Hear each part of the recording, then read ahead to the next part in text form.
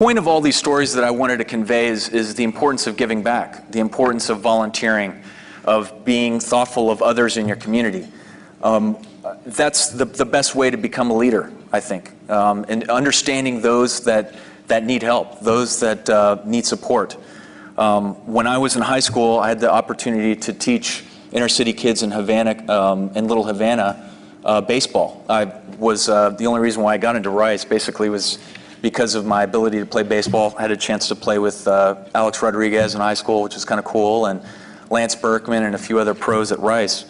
But working with inner city kids in baseball and teaching them life skills of basically stepping up and being leaders in their own homes in their own right was also an important experience.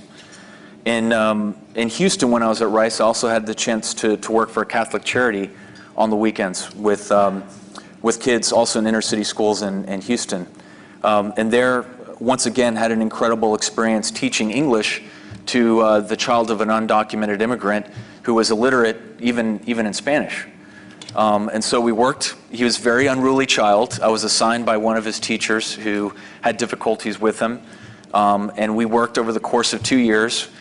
Eventually, he learned English. He graduated from junior high, was the first in his family to graduate from high school.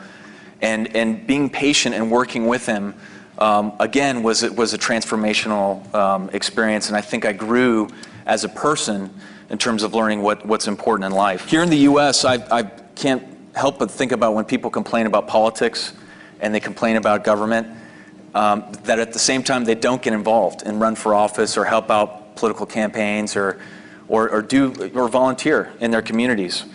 And I can't help but think of a quote from Plato where he says that the consequence of not being involved in your government and not being involved in public service is that you end up being governed by your inferiors.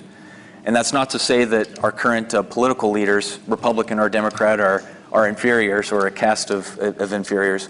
But it is to say that if our generation doesn't step up, then we face a huge crisis, a huge deficit where people choose not to get involved in public service and leadership positions. There's so many different ways to get involved outside of politics. As a member of a Bush family, it's easy to say, go out and run for office. But there's non-for-profit organizations that I know that y'all are already involved in your high schools and that you will be involved in college.